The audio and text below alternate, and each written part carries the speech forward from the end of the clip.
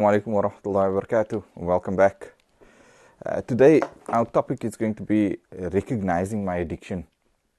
In part because one of the biggest challenges to dealing with addiction is just recognizing it, accepting it for what it is. There are layers and layers of denial. And so today, I've mentioned quite a few times, various characteristics of addiction. And today I'd like to go through that in a little bit more detail so that we get to appreciate the finer nuances of our behaviors and what might actually fall into the category of addictive behavior. So generally, there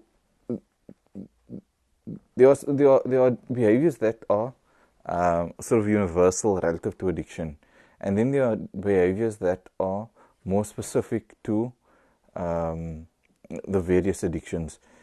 So I'm going to go through just 4 of the more universal ones and then drop down into a few of the more specific ones. The first in terms of general characteristics of addiction is that the behavior is motivated by anywhere on the spectrum between craving and compulsion. So when it's more towards the side of compulsion, then it falls more in the area of addiction. Because you could say that, I'm craving a sweet, or I'm craving a chocolate, or, I have whatever need I have. But when that need becomes so overwhelming that we just can't say no to it, then more often than not, it's addictive. Now, the reason why we recognize it from craving already is we may not feel compulsive all the time. And to this end, when looking at a relapse, some of the more experienced people in recovery might say to you that when you relapse, when you drink or take drugs or watch porn or go gambling or whatever, that your relapse hasn't happened on that day that you go or that you take or that you use. It's actually happened perhaps 2-3 weeks prior, and that there's just a delay in the actual act out, but there's already the downward spiral from sobriety, but that the trigger happened 2-3 weeks ago. So the behavior is motivated by craving compulsion. There's a continuing of the behavior even though there are adverse consequences. So you think about compulsive eating, we recognize we're picking up weight, and we might say things like, oh, I really need to go on diet, oh, I really need to stop, oh, I need to do this, I need to do that, whatever. But the reality is we continue even though we see the negative consequences. And again, the negative consequences, could be anything from, loss of money or income, or, chaos in our lives, unmanageability, poor timekeeping, etc., etc. Then there's a loss of control over the behavior itself. So sometimes we'll say, I'm not really sure it's an addiction. I could probably give up if I wanted to. But then when we put that to the test, then that's not actually the case. And the loss of control, we see that we engage in things that don't really make sense, that are harmful or destructive. For instance, if you think about people using their phones, texting and driving, there's a very clear loss of control over there, even though the potential consequences are really serious. You could potentially lose your life or take someone else's. There's still this sense that what I'm doing now is more important than me needing to focus on the road.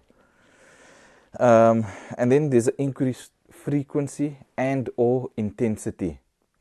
So frequency, you'll find that perhaps let's say with smoking, you start smoking and you just maybe 1 or 2 a day during your tea break or during your lunch break, and then you notice that actually it's escalating. Now it's maybe every 2 hours or whatever, then you notice, a couple months down the line, you're now up to a pack a day or 2 packs a day or whatever, right? So that's how it might play out in smoking.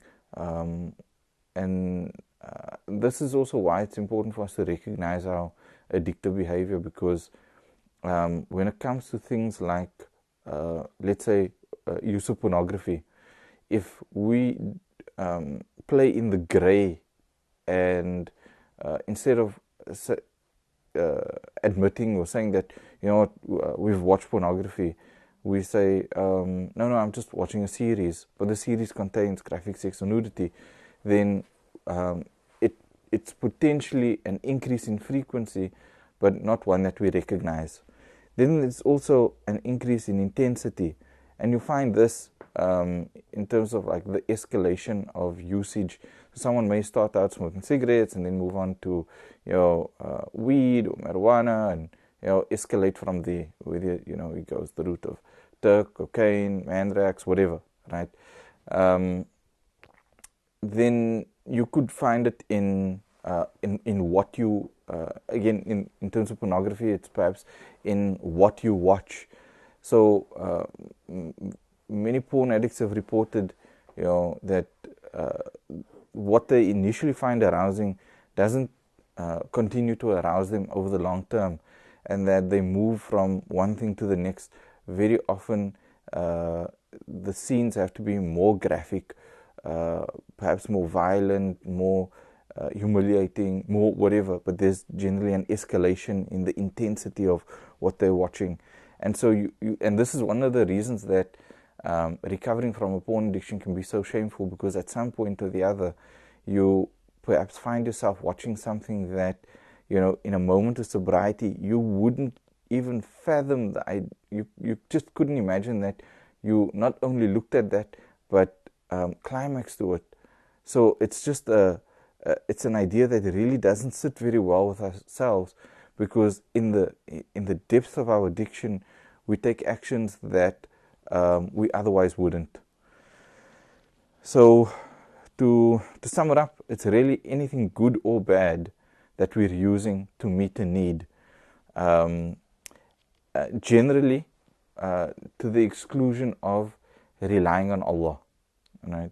If the needs that we have, and very often the needs that we have don't require a substance, but they require perhaps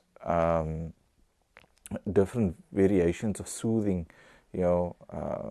something to calm our anxiety or something to set our minds at ease. Generally what we're seeking is peace of mind, serenity, and very often in turn, instead of turning to a more spiritual approach, we take an addictive approach.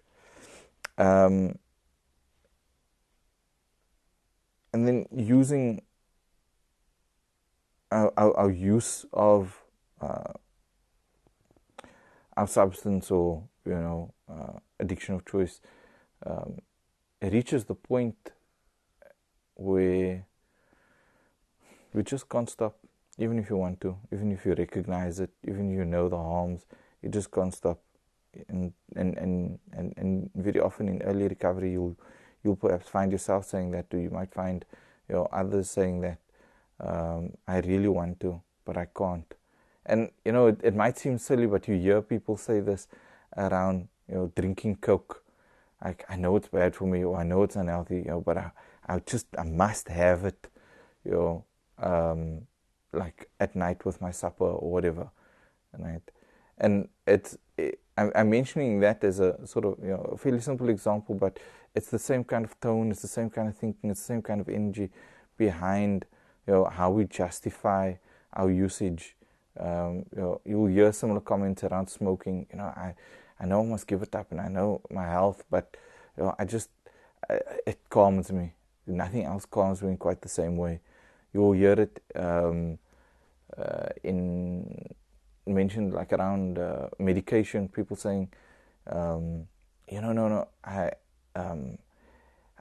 must give it up, or I must find something else, but nothing else works for me in quite the same way. So it's like, no, I can't just take Panados. I need Myprodols. I need something stronger. And so there's you get to see glimpses of the escalation, the powerlessness, etc., etc., and you might, kind of one of the side effects here um, of listening to the series is you might start recognizing these traits in others. And my encouragement to you, first and foremost, is not just to try and get them to recover, but to first build a relationship with them. That when we try to point out shortcomings on other people's side, very often we do it from a place where we lack the understanding, and we also lack the relationship with them where they're open to hearing things from us. So for now, education is going to be key in moving forward. Then I thought I'll go through, more specifically some of the things that people have mentioned they struggle with, so that you can see, or you can see if it resonates with you, so that you can sort of direct your efforts through this, through the series, and through whatever it is that you're doing at home, you're reading, that kind of thing. And again, if you feel any sort of confusion or uncertainty about what you think might be your addiction or how it might be affecting you, then feel free to reach out, and I'm happy to sit down with you and discuss it. So for the first one I'm going to go through is sex addiction. And so we've mentioned before that pornography usage can fall under this category as well. So there are about 13 questions. If you answer yes to any of these questions, then it warrants further exploration. So first question: do you keep secrets about your sexual activities from those important to you? Do you lead a double life? Very often. Now, see, this is different from privacy. The distinction here is a double life. So you perhaps aren't sharing with your spouse about your pornography use, or you have another relationship outside of a committed relationship, or you have potentially like even a whole other family, right? Have your desires driven you to have sex in places with people? Sex in places or with people you would not normally choose?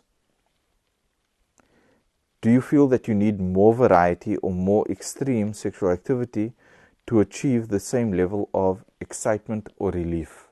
That's that whole escalation in frequency or intensity. Does your use of printed or internet pornography occupy large amounts of time and or jeopardize your significant relationships or employment?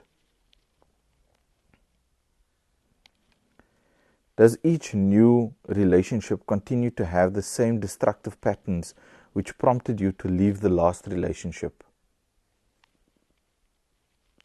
Do you frequently want to get away from your sex partner after having sex? Do you feel remorse, shame, or guilt after a sexual encounter? Have your sexual practices caused you legal problems? Could your sexual practice cause you legal problems? So just because you haven't yet been caught doesn't mean you're not going to get caught. And you find, so often, like amongst the circles of people who work in neighborhood watch, they'll say that, we spotted so-and-so with an escort or a lady of the night, picking them up on the road in their area, right? And so this is like increasingly risky behavior, increasing the risk of exposure, even in your own community and that kind of thing. Let's continue. Does your pursuit of sex conflict with your moral standards or interfere with your personal spiritual journey? How often have you perhaps asked yourself the question, or not asked yourself the question, but found yourself saying to Allah, like, please make this stop, or I promise I'm going to stop, or how can I make this stop? Or just promising to commit commit to certain acts of ibadah, like, I'll get up for tahajjud, or I'll recite Surah Yasin, or I'll do this and I'll do that. If just please make this go away, right? Or on the other extreme, especially because in Islam, when we engage in sexual activity, then we find ourselves in a state of ritual impurity or janaba, right? And so we now have to have a ghusl. The problem with that is, more often than not, it means that we aren't able to perform our waqt on time, or our salah on time. And so we find that our salah starts piling up, we fall behind. We now can't perhaps go to the mosque for salah. We can't make salah in jama'ah even at home. So we're trying to hide. We can't keep ourselves busy, trying to occupy ourselves, etc., etc. And so these are some of the consequences of sex addiction, especially relative to a Muslim.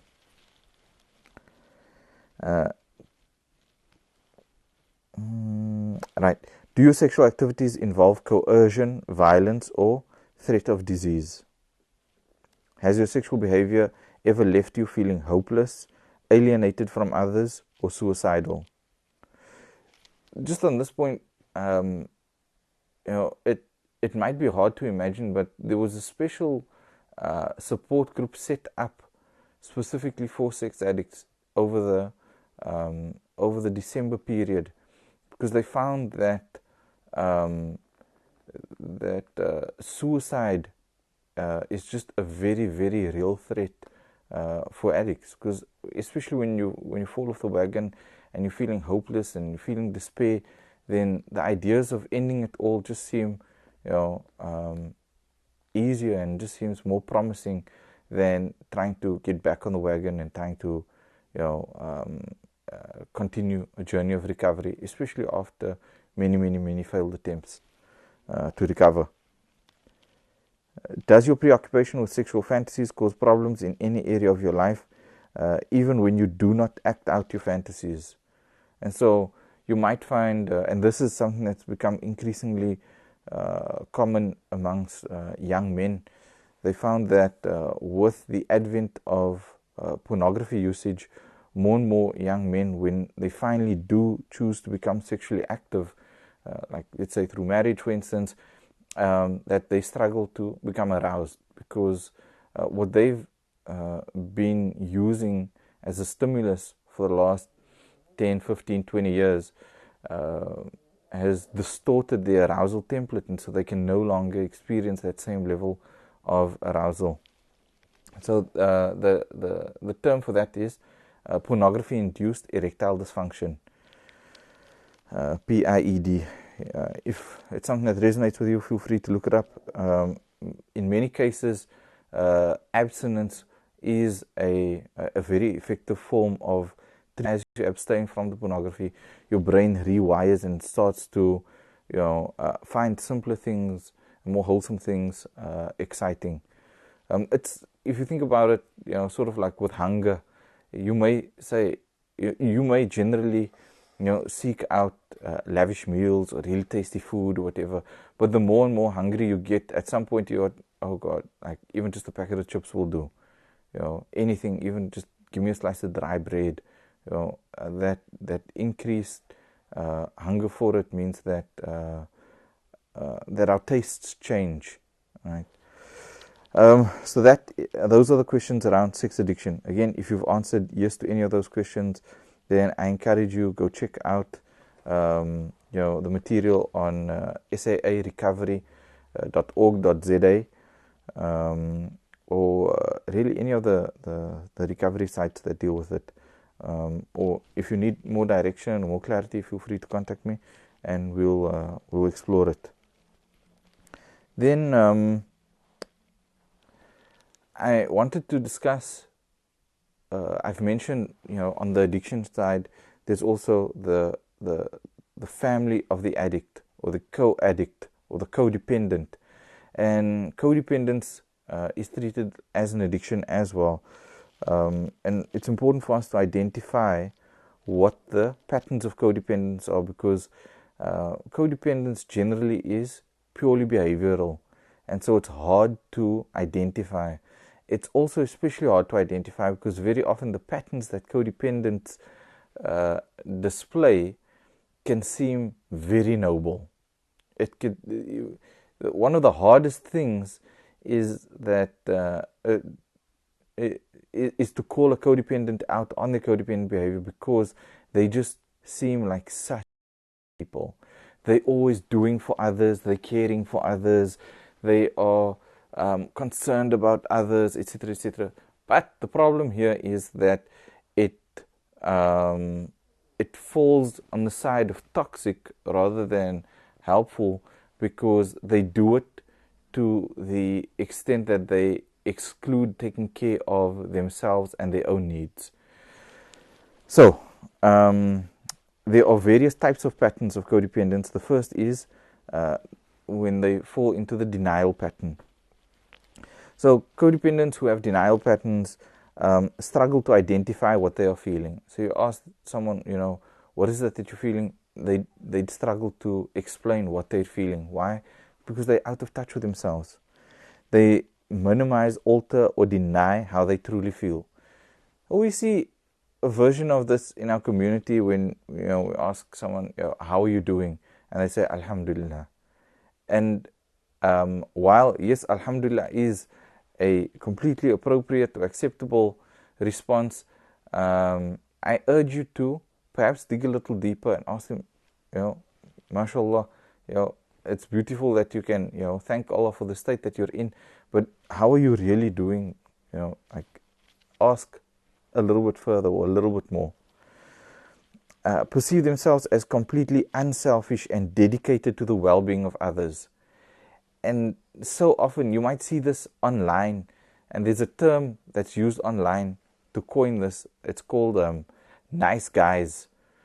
And very often you'll find people posting about things that nice guys say. And I say nice guys like this in air quotes, simply because there's nothing nice about it. This seeing themselves selfish. So some of the things around this is, I always take care of others and I'm always there for others, but no one is there for me. And the reality of that is seriously questionable. And not that you want to question people's intentions or their desire to do good, but you have to consider, to what extent are they doing this, and in fact harming themselves or their families. They lack empathy for the feelings and need for others, label others with negative traits. People are very judgmental. In Cape Town we say, don't be judgerach. Right? Think that they can take care of themselves without any help from others. And so, very often it follows from that earlier statement of, I do so much for everyone else, but I must just take care of myself. There's no one else to help me. Right? And the reality of that is, more often than not, it's not true. They mask their pain in various ways, such as anger, humor, or isolation. So you find some people just, are extremely jovial all the time, right? Never showing their pain. But that's not always healthy. Other people, again, instead of masking it with humor, they act out, with anger and, these outbursts of anger and rage and that kind of thing, right? Or some people just withdraw. So if you have friends that just disappear for long periods of time, try to understand what's driving that behavior. Try to understand, what's going on for them. And they do not recognize the unavailability of those people to whom they are attracted. And so you see this in the relationships, especially where one person has an infatuation or a crush on another, and them struggling to deal with the rejection, or the other person saying no and trying to justify or rationalize, no, but if I just try a little bit harder, or if I do this instead of that, or maybe if I cut my hair in a different way, or maybe I change my perfume, maybe if I lose some weight, maybe then they'll like me more, that kind of thing. But it's part of the denial pattern. Then there are low self-esteem patterns. where they have difficulty making decisions, generally again because they're disconnected from self and because more often than not they don't feel worthy. They judge what they think, say or do harshly and as never good enough. Are embarrassed to receive recognition, praise or gifts. Value others' approval of their thinking, feelings and behavior over their own. So you find sometimes people will share an idea and they'll say, but what do you think? Tell me what you think. And the more you ask them what they think, they just want to know what you think. Do not perceive themselves as lovable or worthwhile. Seek recognition to praise and to overcome feeling less than. So, this one might be a little bit touchy, but sometimes you see this in the kitchen, right? Where someone might talk about their dish that they've cooked, endlessly, just fishing for a compliment.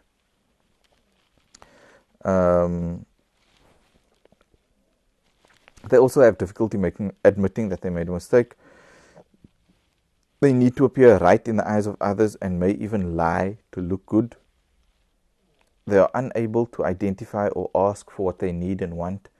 Recently, there's been a post going around about asking culture versus guessing culture.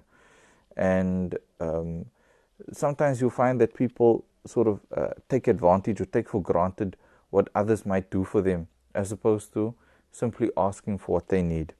They may also feel, if they're suffering, they may feel victimized by a lack of assistance from others. But that lack of assistance is more a result of them not asking rather than a lack of willingness on the part of others to assist them or to help them. Perceive themselves as superior to others, look to others to provide their sense of safety, have difficulty getting started or meeting deadlines or completing projects, and have trouble setting healthy priorities and boundaries. So that is the low self-esteem pattern.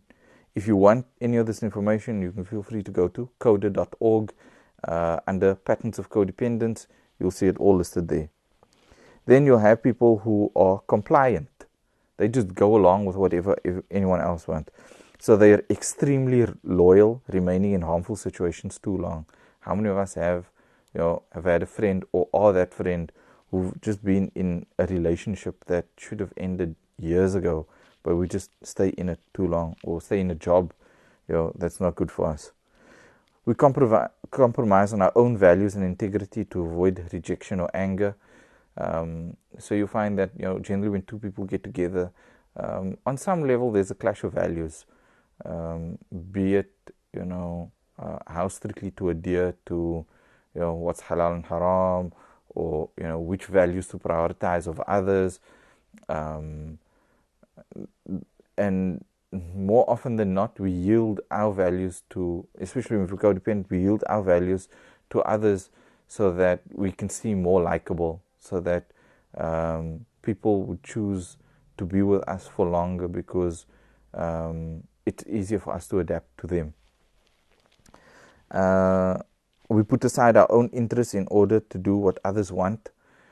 You'll find that especially in the early years of parenting, the needs of children can be very overwhelming, right? But at some point, parents are usually, more often than not, able to introduce activities that are fulfilling to them.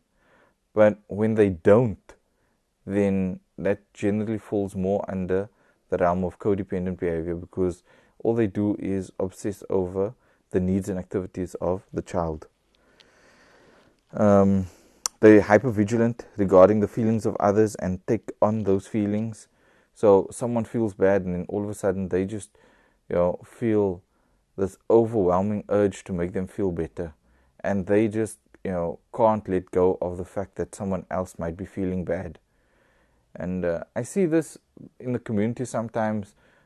Someone, there may be a tragedy in the family, and so let's say a cousin passes away, and then someone gets invited, to a wedding or to a birthday or to something, and they say, no, I can't go to that because, how will it look? So and so has, just lost their father, and I'm out having a good time, right?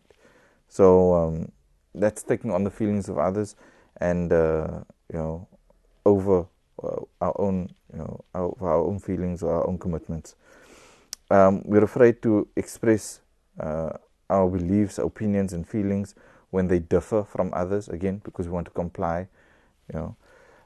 We accept sexual attention when what we really want is love. This very often happens like in marriages, in long-term relationships. A client once told me, probably the main reason I'm intimate with my husband is because he holds me afterwards, and that's really what I want. I want to be held. But instead of asking to be held, the client will rather go the route of intimacy with the husband, or sex with, let's not call it intimacy because it's sex, and end up being held that way, again, because of the need to comply and to not seem difficult or needy or anything like that. Make decisions without regard to the consequences. Give up their truth to gain the approval of others or to avoid change. Then I want to touch on two more. I know it might seem a little bit tedious, but indulge me, for the sake of those who aren't able to access this information, let's say, or won't access it in another setting. In terms of control, people who are codependent, that display elements of control patterns, they believe that they are incapable of taking care of themselves, that people are incapable of taking care of themselves. And so there's an obsession with maybe the black sheep in the family, and trying to fix them. An attempt to convince others of what to think or do, freely offer advice and direction without being asked. This one is super popular, and so often it can seem like it's noble, because in Islam there's this whole idea of nasiha, which is giving advice to others. But again, we have to be mindful of, are we just giving advice to people who potentially don't want it? If you ask anyone that's been pregnant, more often than not, they've run into someone that displays this behavior. Because the moment you're pregnant, all of a sudden, everyone has, tips on what you should do and what you should eat, and what's the best way to have this child, and what to do afterwards, and the advice is endless. They lavish gifts and favors on those they want to influence. So instead of focusing on the relationship, we try to sort of buy the love and affection that we want. Use sexual attention to gain approval and acceptance. That's another version of the gifting thing. Have to feel needed in order to have a relationship with others. Very often this characteristic comes out in people who are slightly more mature or older in age, simply because they've spent the better part of their lives fulfilling a certain role, often being needed. And so you see this especially with parents. In the beginning they're needed because, a child can't raise themselves, but once, as that need declines, they continue to try to maintain positions or roles in the child's life where they are needed. So through loaning them money, or providing accommodation, or just being the person that their children need to turn to, their confidant, that kind of thing. And again, these things in isolation aren't necessarily bad things, right? It's just that we have to consider the bigger picture. Use charm and charisma to convince others of their capacity to be caring and compassionate. Refuse to cooperate, compromise, or negotiate. So it's just their way or the highway. Use blame and shame to exploit others emotionally. Very often in our community we'll hear things like, what will people say? Or in Afrikaans they say, wat sal die mense sê? right? Or what will others think if they must hear you've done ... right? So instead of connecting with you and trying to understand your behavior, they just use your blame and shame to try and change. Adopt an attitude of indifference, helplessness, authority, or rage to manipulate outcomes. So, either throwing your toys out of the cot, some version of adults throwing tantrums, basically. Use recovery jargon in an attempt to control the behavior of others. So, can appear superior, or we can appear more healthy in our thinking or actions. It's that person who goes to mosque once or twice and then all of a sudden is lecturing everyone else. And again, I'm making a distinction here between da'wah, and we don't the intention isn't to question his intention, but there's a very real chance that a part of that behavior is unhealthy. Then pretend to agree with others to get what they want. The last one is avoidance patterns. Acting in ways that invite others to reject, shame, or express anger towards them. So sometimes we just do things that, and you see this especially in the younger generation, where they do things that will annoy their parents, and it's really a way to draw attention. Or we do it to experience rejection. So instead of waiting the course of a relationship to see, will I actually be turned away? Will my ideas be shut down? Will someone actually walk away from me?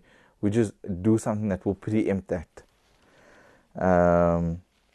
Judge harshly what others think, say, or do. Avoid emotional, physical, or sexual intimacy as a way to maintain distance.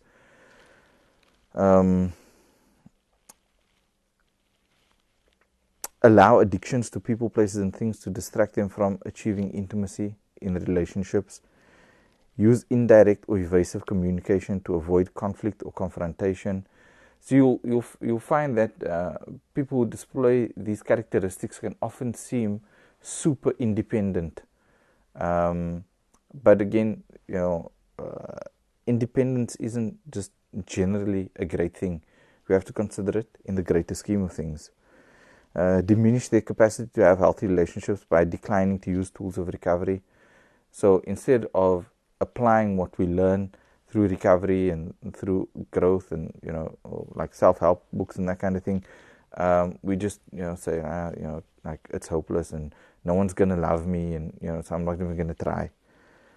Suppress their feelings or needs to avoid feeling vulnerable.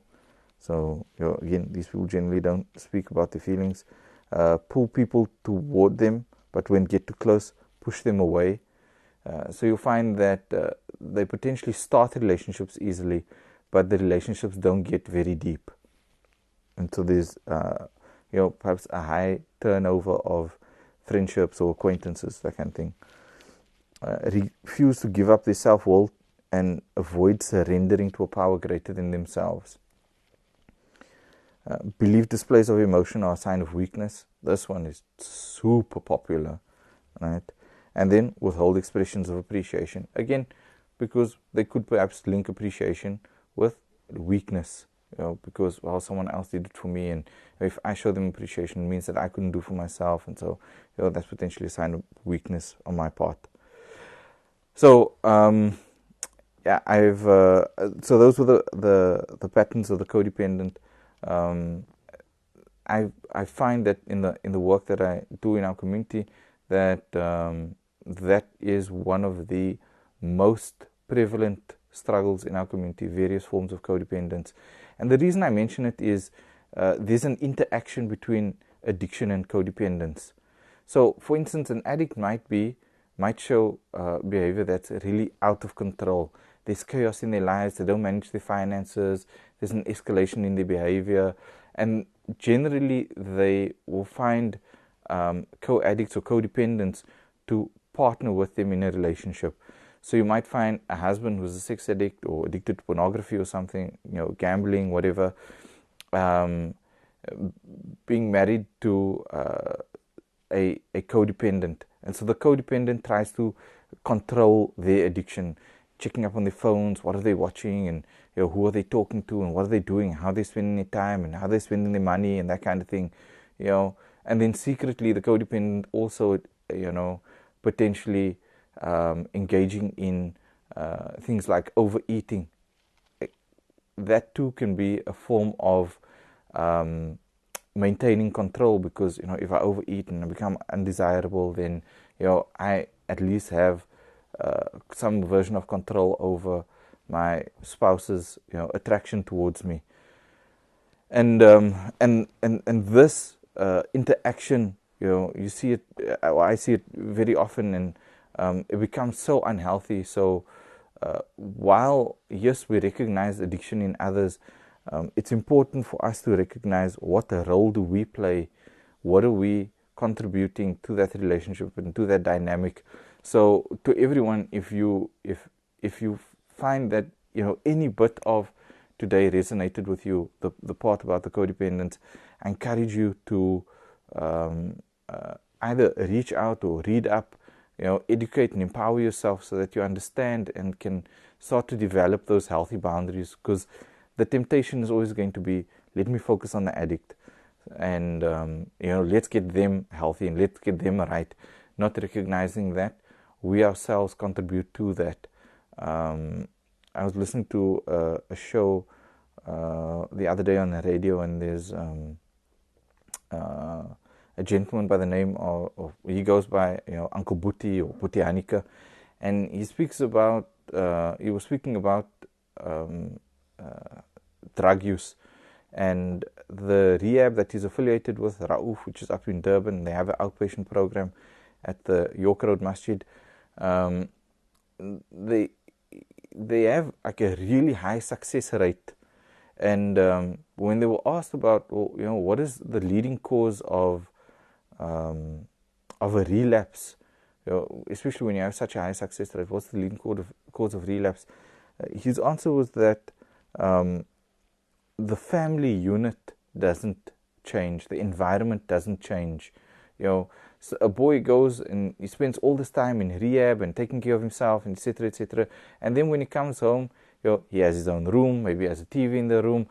His mother cooks his meals, and his father provides his food and his clothes and his rent, or a roof over his head.